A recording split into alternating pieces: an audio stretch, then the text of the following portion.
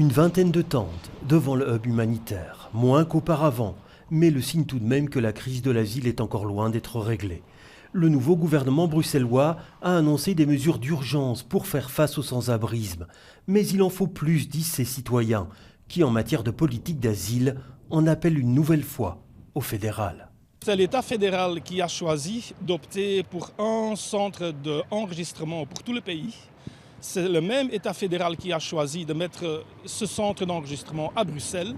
Et c'est le même État fédéral qui ensuite décide de ne pas aider les gens qui ont demandé l'asile. Donc en fait, ça fait un peu de trop. Autre mal qui ronge la capitale, la saleté. Un échec collectif selon ces comités de quartier, avec une multiplication de niveaux de pouvoir concernés et aucun pilotage clair. La sécurité et la lutte contre le narcotrafic restent évidemment aussi un sujet d'inquiétude.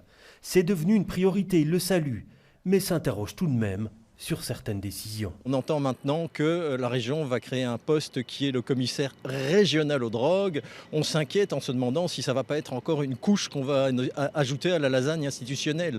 Il y a déjà une structure qui fonctionne parfaitement bien, qui est le commissariat fédéral aux drogues ou national aux drogues. Pour nous, si jamais on doit avoir ce rôle de commissaire régional, il faudrait, pour que cela fonctionne bien, que ce soit intégré à la structure du commissariat national aux drogues. Et puis il y a la question de la dette régionale abyssale qui exige d'aller à l'essentiel et de mettre au frigo les dépenses inutiles. Il y a toujours des projets autour desquels nous, on se pose des questions.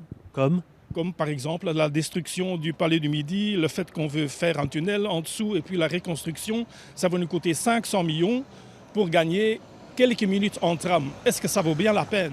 C'est la 5e lettre ouverte que ce collectif de 40 comités adresse aux responsables politiques bruxellois.